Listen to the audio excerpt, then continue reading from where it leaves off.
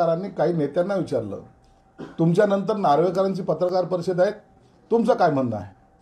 तर एकच त्याचं चालू होतं की त्यांनी उत्तर द्यायला नको, त्यांनी पत्रकार परिषद घ्यायला नको. का? ज्यांच्या विरोधात तुम्ही बोलणार आहात, ज्यांना शिव्याची लाखोळी तुम्ही वाहणार आहात, त्यांनी बोलायचं नाही. आणि नार्वेकरांनी जेव्हा पत्रकार परिषद घेतली तर एक एक गोष्टीचं विश्लेषण जेव्हा त्यांनी केलं, त्यावेळेला ह्यांनी किती खोटारडेपणाने आपलं मत त्या ठिकाणी मांडलं हे दाखवलं. दुर्दैवानं एक गोष्ट त्यांनी तिथं आवर्जून दाखवली, एकनाथ शिंदे साहेब हे उद्धव साहेबांच्या पाया पडत आहेत. हो, पडले, आम्ही पडत होतो 2018ला, परंतु 19च्या नंतर जी बदललेली परिस्थिती आहे त्यामुळे तर हा उठाव झाला. तुम्ही काँग्रेस आणि राष्ट्रवादीबरोबर ज्या वेळेला गेला त्या टायमाला बाळासाहेबांचा असलेला विचार तुमच्या मनातून पुसल्या गेला, त्यांचं असलेलं त्यांच्याबद्दल असलेली आस्था कायम राहिली, परंतु तुमच्याबद्दलचा घृणा लोकांमध्ये निर्माण झाली. आणि म्हणून असे फोटो दाखवून तुम्ही काहीतरी महान संत महात्मे आहात असा दाखवण्याचा, भासवण्याचा जो काही प्रयत्न केला आहे, तो मला वाटतं हे सुद्धा एक त्याला कमीपणाचा जे काही तुमचे संस्कार आहे ते तुम्ही त्या ठिकाणी व्यक्त करायचा प्रयत्न केला. आणि टाळ्या वाजून बघा हा एकनाथ शिंदे माझा कसा पाया पडत होता. संस्कारी माणसाने पडलेल्या पाया जर तुम्हाला तो लाचारी वाटत असेल तर त्याच्यासारखा मूर्खपणा कोणता नाही. तुमचा असलेला सोशल मीडिया प्रत्येक ठिकाणी मग तो फोटो दाखवणार, शिंदे साहेब कसे झुकले. मोदीचे पाया पडणारे पण तुम्हीच होते, अनेकाचे पाया पडणारे तुम्हीच होते. इवन देवेंद्र फडणवीसला वाकून नमस्कार करणारे सुद्धा तुम्ही होते. हे फोटो जर सोशल मीडियावर आले ना तर कळेल. जाऊ द्या, तो विषय नाही. परंतु तुम्ही काल स्वतःचं अस्तित्व पुन्हा गमावल्याचं सिद्ध केलेलं आहे. आणि माणूस जेव्हा त्याला असं वाटतं, फ्रस्ट्रेशन ज्याला म्हणतात, जेव्हा येतं त्या टायमाला असे रिकामे उद्योग करतोय. म्हणून कालचा मेळावा हा महापत्रकार परिषद नव्हता, तो तुम्ही शिवसैनिकाला बळजबरी आणून बसवलेला कार्यक्रम होता. आणि त्या कार्यक्रमाला त्याच पद्धतीने पाहिलं तर पूर्ण स्टेडियम खाली, अनेक भाग खाली होते. हे तुमच्या सगळ्या चॅनलने दाखवलेलं आहे. म्हणून त्याला योग्य तो प्रतिसाद सुद्धा लोकांनी दिला नाही. शिंदे गटाच्या याचिकेवर सुनावणी 8 फेब्रुवारी होणार आहे आणि सर्व प्रतिवाद्यांना 8 फेब्रुवारीपर्यंत उत्तर देण्याचे निर्देश देण्यात आले आहेत खंडपीठाकडून. बरोबर आहे ना.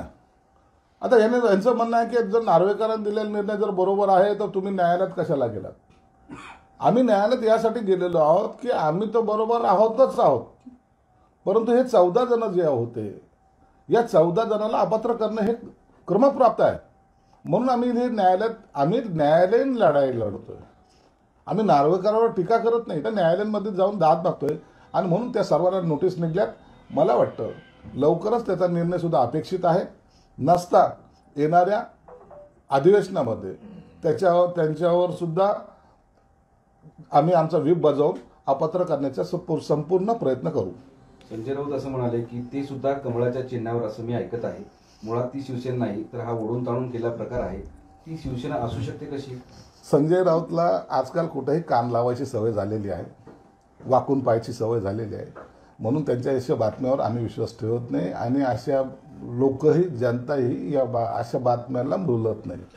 पुढे असं म्हणाले की आताची शिवसेना ही पाकिटमारी आहे, दुसऱ्यांचं पाकिट मारायचं आणि आपल्या खिशात ठेवायचं, तशी शिवसेना फार काळ टिकणार नाही. शिंदेचे 10 लाख रुपये घेतलेले जे ईडीच्या रेडमध्ये तुमच्याकडे सापडलेले आहेत, ती केलेली पाकिटमारी विसरले वाटतं. ते शिंदे साहेबाकडे आणून जमा करा. आणि इतक्या मोठा दरोडा करवायला पक्षामध्ये आजही स्थान आहे, हे दुर्दैव त्या उठाबा गटाचं आहे, उबाठा गटाचं आहे. पुढे ते असं म्हणाले की शिंदे गटाच्या जागा ही मुंबईतले भांडवलदार ठरवतील की कोण कशा लढवायच्या. मुंबईतले भांडवलदार आणि गुजरातचे उद्योगपती ठरवणार की मुंबईत लोकसभा शिंदे गटाकडून कोणी लढवून द्यायची. हे उदाहरण तुम्ही यांच्यासारख्यांच्या तोंडी शोभत नाही.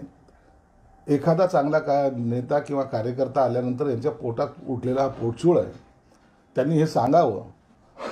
राजकुमार धूत सारख्या व्हिडिओकॉनच्या कंपनीच्या मालकाला 18 वर्षाची खासदारकी कशाच्या आधारावर दिली होती आणि त्याच्या अकाउंटमधून तुमच्या अकाउंटमध्ये लिगल जे पैसे आलेत ते आपण ॲक्सेप्ट करताना आपल्याला लाज नव्हती वाटली?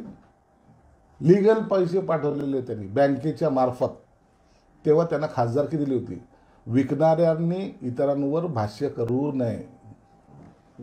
पुढं काय की एक मुद्दा आहे की अमित शहा असं म्हणाले की राम आमचा आहे असं म्हणाले होते. त्या वक्तव्यावर संजय राऊत म्हणतायत की राम यांनी पार्टीमध्ये प्रवेश केला का, रामाला फैजाबाद मधून निवडणूक लढवायला सांगाल का, असा प्रश्न केलेला. रामाबद्दल दिवसेंदिवस उबाठा गटाकडून जे बेताल वक्तव्य केले जात आहेत, हिंदुत्वाचा झेंडा घेऊन मिरवणारे हे लोक आज रामाची जी टिंगल टवाळकी करतायत, त्यामुळं यांना आता फक्त बाकीच्या मंदिरामध्ये किंवा मशिदीमध्ये जाऊन नमाज पढण्याची वेळ येणार आहे. म्हणून यांनी आता जनता यांना यांची जागा दाखवेल. तुम्हाला अधिकार कोणी दिला रामाबद्दल बोलण्याचा? तुम्ही का याची बेताल वक्तव्य करतायत? एवढं अपमान इतर धर्मियांनी सुद्धा केलं नाही जे उबाठा गटाचे लोक करतायत, आणि लोकांच्या मनात याबद्दल राग सुद्धा निर्माण झालेला आहे. म्हणून तुम्हाला तुमची निश्चित जागा दाखवेल. राम कुठून लढेल, पण रामाचे भक्त सर्वीकडे लढून तुमचा पराभव केल्याशिवाय राहणार नाहीत. ते म्हणले तर संजय राऊत, तुम्ही बिनभोकाचा गॉगल लावून बसले होते का वाचायला, म्हणून त्यांना वाचता आलं नसेल. आम्हाला दुसऱ्याचे भोकं पाण्याची सवय नाही आहे. आम्ही कधी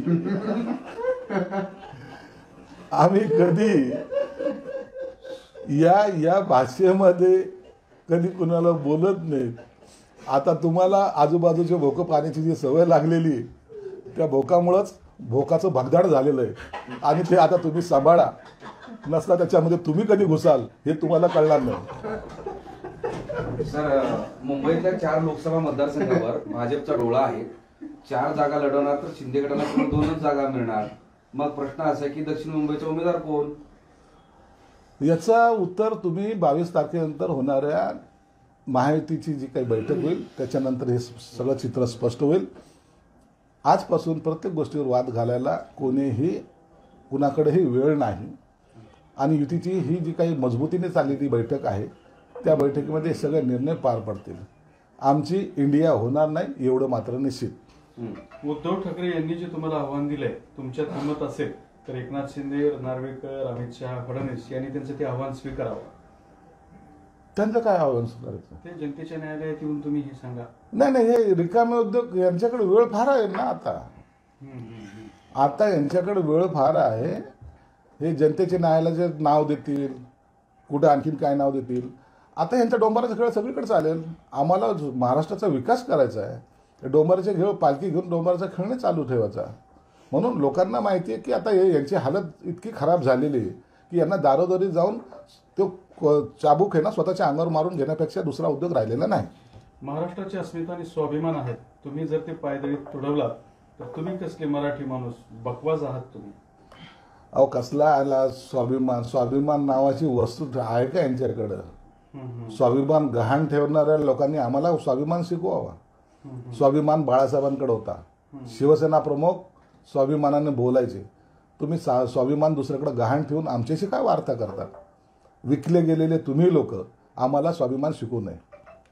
ते दुसरं म्हणतात की कमळाच्या चिन्हावरती तुम्ही शिंदे गटाची लोक जागा लढवणार आहात, तर ते म्हणतात की मुळात ती शिवसेना नाही आहे, हा ओढून तळून केलेला प्रकार आहे. ही शिवसेना कशी असू शकते? याचं उत्तर जनता देईल. तुम्ही त्याची काळजी करू नका. कोण कोणाच्या चिन्हावर लढणार आहे, कोण काय करणार आहे याची काळजी करण्यापेक्षा तुमचा पक्ष काँग्रेसमध्ये विलीन होऊ नये एवढीच ईश्वर चरणी प्रार्थना आहे. एक मिनिट, उद्धव ठाकरेंचे जे काही मुद्दे आहेत त्यातला एक मुद्दा आहे की जर माझं पद अवैध होतं, म्हणजे घटना दुरुस्ती ती घटना हे मुद्दे ना अवैध होतं, तर मग अमित शहा युतीसाठी मातोश्रीवर का आले होते, तेव्हा पाठिंबा कसा चालला? अमित शहा मातोश्रीला का आले होते, ते काय बोलले होते, ती बोलायची हिंमत तुमच्यात नव्हती आणि तो तुम्ही दाखवली सुद्धा नाही. म्हणून आता गाडलेले मुर्दे उकडण्याचा प्रयत्न तुम्ही करू नका. जे काही आहे ते कायदेशीर लढा आणि त्या लढाईमध्ये सुद्धा आमचा विजय होईल एवढं मात्र निश्चित आहे. शिवसेना घटना अवैध असेल किंवा ठाकरेंची निवड बेकायदेशीर असेल तर शिंदेची निवड मात्र कोणत्या कार्याने केली, शिंदे प्रमुख कसे झाले, ते आता सुप्रीम कोर्टाला विचारा ना. या प्रत्येक प्रश्नाचं उत्तर द्यायला आम्ही काही बांधील नाहीत. आम्ही कायदेशीर लढाई लढतो. कायदेशीर बाजूने जिंकतो आणि कायदेशीर लढाईमध्ये जो काही निर्णय येईल त्याला तो आम्ही मान्य करतो. समजा ठाकरेंनी 2018 दिलेली घटना अवैध असेल तर शिंदे यांची घटना कुठे आहे? पक्ष त्यांचा आहे तर त्यांनी घटना दिली आहे का? ती निवडणूक आयोगाकडे आहे का? त्यांना आणखीन माहीत नाही आहे. या संदर्भामध्ये आमचा एक मेळावा झाला होता, कार्यकारिणीची बैठक झाली होती. त्या बैठकीमध्ये सर्व ठराव मांडले गेले होते. त्या बैठकीला सर्वजण उपस्थित होते आणि त्या संदर्भातची घटना दुरुस्तीचं आम्ही सर्व डॉक्युमेंट्स हे निवडणूक आयोगाकडे सादर केलेले आहेत.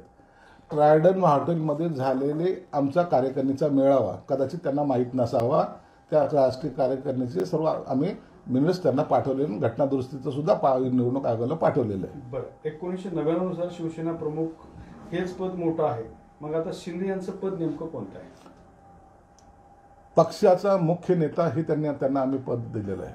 आम्ही शिवसेना प्रमुख नाही, आम्ही पक्षप्रमुख नाही, पक्षाचा मुख्य नेता या पद त्यांना आम्ही बहाल केलेलं आहे आणि त्याच पदावर ते आज आहेत. दुसरा प्रश्न, विधिमंडळातलं बहुमत म्हणून जर शिंदेना तुम्ही कौल दिला असेल तर मग विधिमंडळाबाहेर असलेल्या पक्षाचे प्रमुख कोण?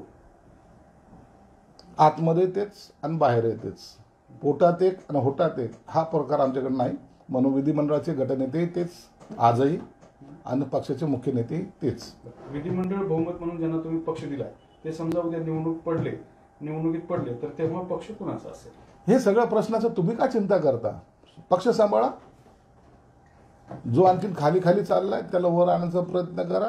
या बाकी सगळ्या प्रश्नाचे उत्तर जनता देईल. आणखी काही प्रश्न आहेत की लोकसभेसाठी भाजपचा एक मास्टर प्लॅन आहे. भाजपचे आमदार खासदार होणार आहेत म्हणे. भाजप दिग्गज आमदारांना लोकसभेच्या मैदानात उतरण्याची जोरदार तयारी सुरू आहे आणि भाजपला 30 वर्ष सत्तेची खात्री आहे आगामी 30 वर्षांमध्ये. भाजपचा प्रत्येक निवडणुकीमध्ये एक आपला वेगवेगळा प्लॅन असतो. तुम्ही जर अनेक राज्याच्या जर निवडणुका पाहिल्या तर त्या राज्यामध्ये अनेकदा आपल्याला असलेले उमेदवार हे बदललेले दिसतील. म्हणून त्यांनी हे काय आज नवीन गणित करतायत अशातला काही भाग नाही आहे. त्यांच्या पक्षाची असलेली स्ट्रॅटेजी, त्यांच्या पक्षाचा असलेला निर्णय हा पक्ष कार्यकर्त्याला बंधनकारक असतो. म्हणून त्यांच्या पक्षाच्या अंतर्गत काय ज्या घडामोडी होत आहेत त्यावर इतरांनी भाष्य करायचा इतरांना आणि मलाही अधिकार नाही आहे. म्हणून त्यांनी त्यांची केलेली व्यूहरचना ही त्या व्यूहरचनेमुळं आज भाजप 2 खासदारापासून जी सुरुवात झालेली भाजप होती ती आज केंद्रामध्ये सत्तेमध्ये आहे, अनेक राज्यात आहे आणि त्यांच्या प्लॅनला जनतेने सुद्धा स्वीकार केलेला आहे. पंतप्रधान नरेंद्र मोदीचा परवा दिवशी सोलापुरातला दौरा आहे आणि त्यानिमित्ताने तिथलं राजकीय वातावरण तापलेलं आहे. मोदींच्या दौऱ्यापूर्वी चंद्रकांत दादा पाटील हे सुशीलकुमार शिंदेच्या भेटीला गेलेत. मला आणि माझ्या मुलीला भाजपची ऑफर होती असाही गौप्यस्फोट शिंदेंनी केला आहे. चांगल्या लोकांसाठी कधीही पक्षाची दारं उघडी असतात. आम्ही सुद्धा अनेकांना ऑफर देत असतो. या आपण सर्व मिळून या महाराष्ट्राचा विकास करू. असं बोलणं काही लोकांना जर गैर वाटत असेल, स्वतःच्या दुकानदारीला कुठेतरी ब्रेक लागतो की काय अशी शंका असेल तर त्याबद्दलचं तो त्यांचा विचार आहे. परंतु या महाराष्ट्राच्या जडणघडणीमध्ये सर्वांचा सहभाग असावा ही त्यामागची भूमिका आहे. न्यायपालिकेच्या अनेक निर्णयांमधून जाती व्यवस्थेचा वास येतो. न्याय व्यवस्थेत आरक्षण न देऊन डॉक्टर बाबासाहेब आंबेडकरांनी 80% समाजावर अन्याय केलाय असं जितेंद्र आव्हाडांनी विधान केलेलं आहे. आव्हाड आजकाल संजय रावशी फोनवर जास्त बोलत असावेत किंवा भेटत असावेत म्हणून त्याच्या डोक्यावर झालेला हा परिणाम आहे. रामाबद्दल अपशब्द काढणे, आज बाबासाहेबांबद्दल काढलाय. उद्या एक दिवस असा नाही हो की आव्हाडला घरातून बाहेर निघणं मुश्किल होईल. लोकांच्या भावनेला हात घालून त्यांना डिचवण्याचा जो हा काय प्रकार आहे तो अत्यंत निंदाजनक आहे. अनेक जण याबद्दलच्या त्यांच्याबद्दलची चीड अनेक जणांच्या मनात निर्माण झालेली आहे. मी या माध्यमातून त्यांनाही सांगतो, तुमची फिलॉसॉफी तुम्हाला असलेली विद्वत्ता ही तुमच्या डोक्यात किंवा तुमच्या घरात ठेवा. लोकांमध्ये गैरसमज पसरवण्याचा किंवा लोकांमध्ये द्वेष निर्माण करण्याचा जो काही प्रयत्न करतायत त्याचे परिणाम तुम्हाला निश्चित भोगावे लागतील. मग कोणी जर तुमचे कपडे फाडले तर रडत बसू नका, एवढं त्यांना माझा सल्ला राहणार आहे. अयोध्याचे महासचिव चंपत राय यांना शरद पवारांनी एक पत्र लिहिले आणि त्या पत्रामध्ये सांगितले की माझं अयोध्येला येणे नियोजित असून तोपर्यंत राम मंदिराचे काम पूर्ण झालं असेल? माझ्या माहितीप्रमाणे शरद पवारांनी हे सांगितलंय की मी 22 तारखेला येणार नाही, परंतु 22 तारखेनंतर येऊन रामलल्लाचं दर्शन घेईल. आमच्या निमंत्रणाचा जे देवाला मानत नाही त्यांच्यावर सुद्धा कसा परिणाम होतो हे यातून दिसतं. आणि ज्यांना जायला पाहिजे ते निमंत्रणाची वाट पाहत आजही बसलेले आहेत. कब आएगा परदेशी निमंत्रण लेके. ही अवस्था या दोघातला असलेला फरक आहे. पुढील 30 वर्ष भाजपची सत्ता टिकायला हवी असं काम पक्षाच्या नेत्यांनी आणि कार्यकर्त्यांनी करावं असं अमित शहा म्हणाले. पण त्यावरून आता तुमच्या पक्षाचं काय? अरे प्रत्येक पक्ष आपापला सांगत असतो, प्रत्येक पक्ष आपलं काम करत असतो. पुढचा मुख्यमंत्री आमचाच व्हावा यासाठी आमचे सुद्धा प्रयत्न आहेत ना. म्हणून त्यांनी त्यांच्या पक्षाची भूमिका मांडली आणि त्याला जर आम्ही काय प्रत्युत्तर द्यायला पाहिजे. त्यांनी त्यांचा पक्ष वाढवावा, आम्ही आमचा पक्ष वाढवावं आणि युतीच्या माध्यमातून ही सत्ता अबाधित या महाराष्ट्रात आणि देशात ठेवू. 22 तारखेला राष्ट्रीय सुट्टी जाहीर करावी का? 22 तारखेला राष्ट्रीय सुट्टी जाहीर करा. अनेक लोकांच्या भावना असे आहेत की 22 तारखेला 500 वर्षानंतर एक आनंदोत्सव साजरा करण्याची संधी या भारतवासियांना मिळते आणि हा दिवस पवित्र मानून त्या दिवशी आम्हाला आनंद साजरा करण्यासाठी सुट्टी द्यावी असं अनेक लोकांचं मत आहे. आम्हाला जल्लोष करायचा आहे, आम्हाला रामलल्लाच्या भक्तीमध्ये विलीन व्हायचं आहे. म्हणून मलाही वाटतं की एक दिवसा का होईना एक दिवसाची सुट्टी ही त्या दिवशी सरकारने जाहीर करावी, जेणेकरून प्रत्येकाच्या आनंदामध्ये सरकार सहभागी आहे असं एक चित्रसुद्धा त्यामुळे निर्माण होऊ शकतं. प्रकाश आंबेडकरांना इंडियाच्या यात्रेमध्ये सहभागी होण्यासाठी म्हणजे राहुल गांधींच्या यात्रेमध्ये सहभागी होण्यासाठी आमंत्रण आलंय, मात्र कन्फ्युजन आहे त्या ठिकाणी. ते जातील का नाही हे थोडं संभ्रम आहे. नाही, प्रकाश आंबेडकर बोललेत ना. पहिले इंडिया आघाडीचं काय ते बोला, नंतर आम्ही त्यात सहभागी व्हायचं का नाही ते पाहू. तो प्रकाश आंबेडकर आहेत, ते काय संजय राऊत थोडी आहेत की जाऊन गळा भेट कुठे घ्यायला. म्हणून स्वाभिमान कुठं असतो ते प्रकाश आंबेडकरांकडून त्यांनी शिकलं पाहिजे. Yes thank you. रवींद्र वायकर यांना ईडीची समज बजावला होता, मात्र वायकर यांनी चौकशीला हजर राहण्यासाठी मुदतवाढ मागितलेली आहे. आपण याकडे कसं बघता? ठीक आहे, आजचं मरण उद्यावर गेलं, त्यात काय. लढ्याच्या आंदोलनासाठी अनेक मराठी भाषिकांनी आपल्या जीवाचे रान करून सीमाप्रश्न दर्गकता ठेवला, मात्र मराठी भाषिक हे महाराष्ट्र सरकारविरोधात निदर्शने करतात किंवा केली जाणार आहेत. बेळगाव निपाणी या भागामध्ये जो मराठी बांधव आहेत त्यासाठी ते अनेक वर्षापासून लढा देत आहेत. तेथील असलेले पदाधिकारी इव्हन उपमहापौरासहित मी अनेकांच्या पाठी या पोलिसांच्या काठ्याने मार खाताना रक्ताळलेले मी पाहिलेले आहेत. आणि आम्हाला या कर्नाटकी राज्यातून महाराष्ट्र राज्यामध्ये येण्यासाठी प्रयत्न करावा असे टाहो ते फोडत आहेत. आजही त्यांची ती मागणी त्यांनी कायम ठेवलेली, त्यांचा लढा कायम ठेवलेला आहे. परंतु आपली दखल जे केंद्राच्या अखत्यारीत असल्यामुळं राज्य सरकार असेल, महाराष्ट्र राज्य सरकार असेल किंवा कर्नाटकचा असलेला अत्याचार असेल याची घ्यावी म्हणून ते निदर्शन करतायत. आमच्या भावना निश्चित त्यांच्याबरोबर आहेत. त्या लोकांचा रोज त्यांच्यावर होणारा अन्याय अत्याचार याची आता सीमा संपत आलेली आहे. म्हणून पुढील भविष्यामध्ये एक मोठं आंदोलन उभं करून एकदाचा का होईना तो तोडगा निघाला पाहिजे. म्हणजे इंग्रज परवडले परंतु आमचे सहकारी ते परवडत नाही अशी त्या मराठी लोकांची भावना झालेली आहे. त्याला मला वाटतं निश्चितच त्यातून मार्ग काढण्याचा प्रयत्न हे सरकार करेल आणि सरकारने हे सुद्धा गांभीर्याने घ्यावं असं माझी सुद्धा त्यांना विनंती राहणार आहे. राम हा बहुजनांचा होऊ शकत नाही असे शेतकरी नेते रघुनाथ दादा पाटील म्हणतात. प्रत्येकाचं एक आपापलं वेगवेगळं मत असतं. प्रत्येकाने रामाला मानावं, प्रत्येकाने हनुमानाला मानावं, प्रत्येकाने शंकर भगवानाला मानावं, प्रत्येकाने बुद्धाला मानावं असं करणं कुणाचंही कुणावर बंधन नाही. यालाच लोकशाही म्हणतात. या देशामध्ये 18 पगड जाती ज्या आहेत ते वेगवेगळ्या समुदायाचे आहेत आणि प्रत्येक जणाला आपला एक देवाला मानण्याचं एक वेगवेगळं त्यांचं परंपरा चालत आलेली आहे. म्हणून राम कुणावर लादल्या जात नाही.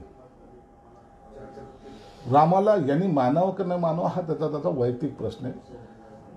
आणि असं बंधन नसल्यामुळं कोणी त्याचा बाऊ का करतं हाच प्रश्न आहे. म्हणून ज्याला रामाला मानायचं त्यांनी मानावं, ज्याला नाही मानायचं त्यांनी शांत राहावं, दुसऱ्या देवाला मानत राहावं. त्यावर कुणाचंही ऑब्जेक्शन असण्याचं काही कारणच नाही. एबीपी माझा, उघडा डोळे बघा नीट.